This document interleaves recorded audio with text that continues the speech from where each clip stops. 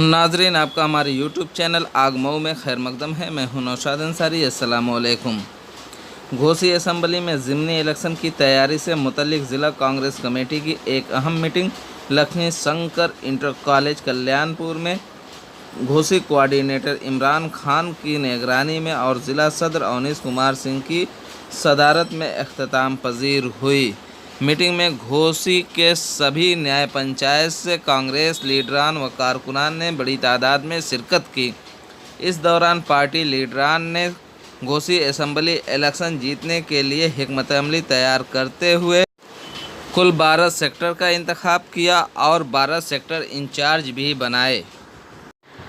Ghosi assembly के coordinator Imran Khan ने meeting को खिताब करते हुए कहा कि इस बार कांग्रेस पार्टी की कौमी जनरल सेक्रेटरी मोहतरमा प्रियंका गांधी ने आपके दरमियान से ही उम्मीदवार दिया है और इस बार आपको कोई शिकायत नहीं होनी चाहिए कि कोई बाहरी आ गया है। इस बार आपके ऊपर ज़्यादा जिम्मेदारी हो गई है क्योंकि लक्ष्मी शंकर यादव के लड़के राजमंगल यादव पर प्रियंका गांधी ने भरोसा किया है और इस भरोसे पर आपको खरा उतरने की ज़रूरत है। कि जो कांग्रेस का यहाँ से इस घोसी विधानसभा से जीतने का क्या सूत्र है, क्या गुप्त सूत्र है या कोई ऐसे इन्होंने प्लानिंग बनाई? पिछली बार उन्होंने कहा भी था वीरेंद्र चौधरी जी ने कि हमने कुछ प्लानिंग बनाई, क्या है?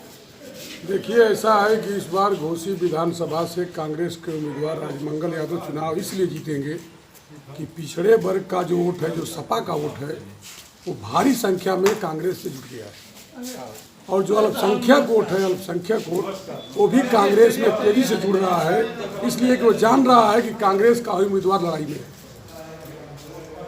और तीसरा समीकरण, जो हमारे कांग्रेस के परंपरागत वोट हैं, इतना मेहनत कर रहे हैं लगातार हार के बाद कि हम बूथ स्तर से इतने मजबूत होते जा रहे हैं कि हमारी जीत सुनिश्चित है। इसलिए और दल परेशान हैं, भारतीय जनता पार्टी और समाजवादी पार्टी परेशान है कि कांग्रेस के मुकाबले किसको हम उम्मीदवार बनावें, इस चक्कर में पड़ी हुई। जी, एक सवाल ये है कि कल्पनाथ राय जी के समय में जो विकास का कार्य हुआ था, कांग्रेस उसको बुलाने की कोशिश करेगी इस चुनाव में?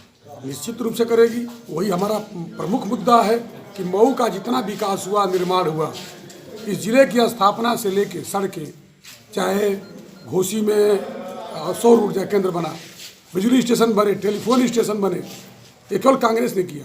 जितने जनप्रतिनिधि उसके बाद हुए, किसी ने जिले के विकास के क्षेत्र में कोई काम नहीं किया।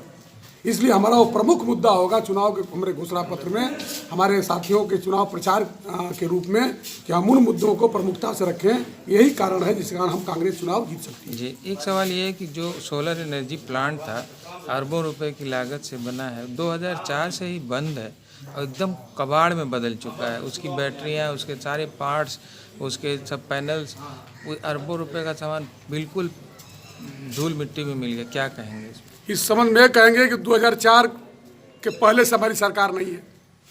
जिन लोगों की सरकार रही उन लोगों ने उस पर ध्यान नहीं दिया और इसलिए उस स्थिति यह हो गई कि वो करोड़ों की परियोजनाएं, अरबों की परियोजनाएं आज बंद पड़ी हैं। हमारी सरकार होती तो बंद नहीं रहता, उसको हम चालू कराते, उसको कतई नहीं बंद होने देते। और दलों के लोगों ने इस पर ध्यान नहीं दिया। उसका पर्पस क्या था स्थापना? उसका स्थापना का पर्पज था कि इस क्षेत्र के लोगों को कई क्षेत्र में आत्मनिर्भर बनाया जाए, रोजगार के अवसर दिए जाए और मऊ जनपद में और लोगों का एक तरह से आयातित हो, उससे जुड़कर लोग प्रेरित हों, लाभान्वित हों। यही उसका मूल उद्देश्य।